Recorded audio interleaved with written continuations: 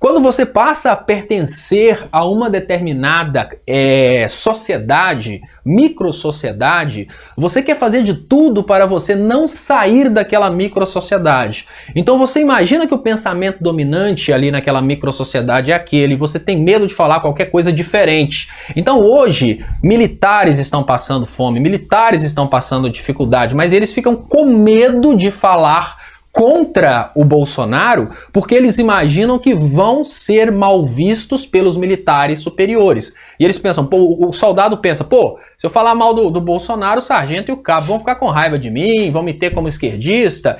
E aí, às vezes, o sargento e o cabo já estão achando o Bolsonaro uma merda, mas eles pensam a mesma coisa, olha, a galera toda aqui gosta do Bolsonaro, então eu não vou falar mal do Bolsonaro. Vamos tirar agora isso da instituição militar e vamos para a igreja. Às vezes todas as pessoas daquela igreja já se conscientizaram que o Bolsonaro não presta, mas como todas aquelas pessoas defendiam o Bolsonaro, existe um medo de um ter a coragem de falar, eu não acredito no Bolsonaro mais, e perder a admiração do resto. Vamos levar isso para as instituições jurídicas. Não dá para acreditar que a maioria do Ministério Público e a maioria do Poder Judiciário sejam golpistas, sejam bolsonaristas. Não dá para acreditar numa coisa dessa. O detalhe é, os juízes bolsonaristas e os promotores bolsonaristas e os procuradores bolsonaristas, eles tiveram superexposição midiática. Como eles tiveram superexposição midiática, a gente cria aquela ilusão que o judiciário é bolsonarista, que o Ministério Público é bolsonarista. Mas não, eles não são bolsonaristas, são pessoas que estudaram direito, que conhecem o que é Estado Democrático de Direito e mais, eles sabem que o Bolsonaro é um idiota analfabeto no poder. Eles podem não ser lulistas, mas eles não são bolsonaristas. Mas, no entanto, eles têm medo de se manifestarem, por exemplo, um promotor iniciante pensa, pô, eu vou me manifestar contra o Bolsonaro nas redes sociais, mas todo mundo que está no meu círculo aqui no Facebook, juízes, promotores mais antigos, procuradores, são todos bolsonaristas, então eu vou ficar calado. Essa espiral do silêncio, ela acaba mantendo as pessoas caladas, sem se manifestarem contra o Bolsonaro, porque elas acham que serão reprimidas. E o bolsonarismo, ele deslancha por causa disso. Quando a gente pensa numa situação de uma igreja, a gente vive exatamente isso. Ninguém contesta a palavra do pastor. O pastor pode falar a maior idiotice do mundo. Coisa engraçada. Assim, você entra numa igreja, você é engenheiro eletricista, aí você vê o pastor falando a maior idiotice a respeito de engenharia elétrica. Pode ter um especialista sobre aquilo ali que vai olhar e vai falar, o pastor tá errado. No lugar dele corrigir o pastor para a igreja toda não receber uma informação errada, ele prefere ficar calado do que contestar o pastor que é a autoridade naquele local. Essa questão da espiral do silêncio, ela é uma questão que funciona em todos os ambientes sociais.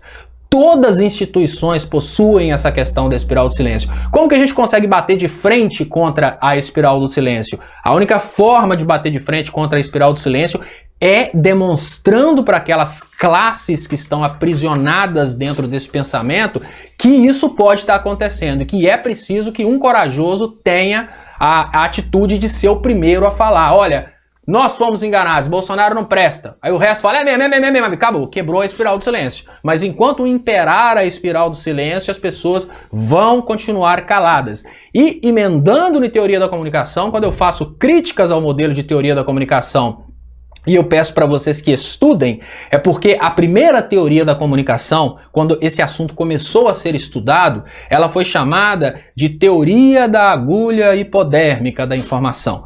Aí, o que imaginavam era que se uma informação fosse superexposta ou repetida diversas vezes, aquela informação entraria na cabeça das pessoas da mesma forma que você consegue injetar uma vacina numa pessoa, injetou e já era. Né? Se você injetar o vírus da HIV na pessoa, ferrou, injetou já era.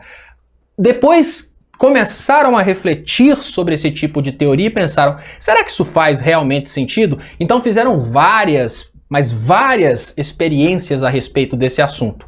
E foram fazendo essa experiência em vários locais e depois de muitas experiências científicas, eles chegaram à conclusão de que a superexposição da informação ela só consegue manter as pessoas que já acreditam naquilo engajadas. Então, se você colocar a palavra Bolsonaro escrita em todos os posts do Brasil, as pessoas que já acreditam que o Bolsonaro é genocida vão olhar para aquela palavra escrita ali, vão bater palma e vão falar: nós estamos ganhando, Bolsonaro é genocida.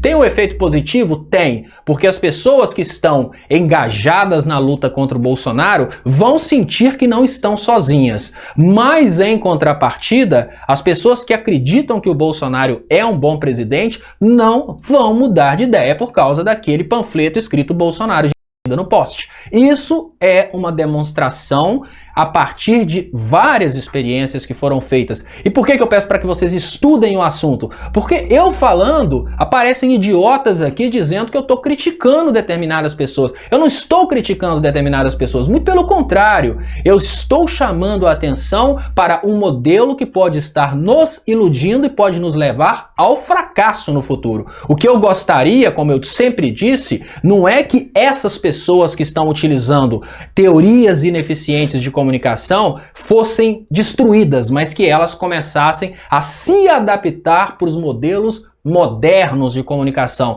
Então, eu não estou pedindo que demitam o datilógrafo, eu estou incentivando o datilógrafo a fazer um curso de digitação. Eu não estou falando com você que trabalha ainda com uma máquina de escrever que você não presta mais. Eu estou te dizendo que inventaram o computador e o computador mais a impressora substituíram a máquina de escrever.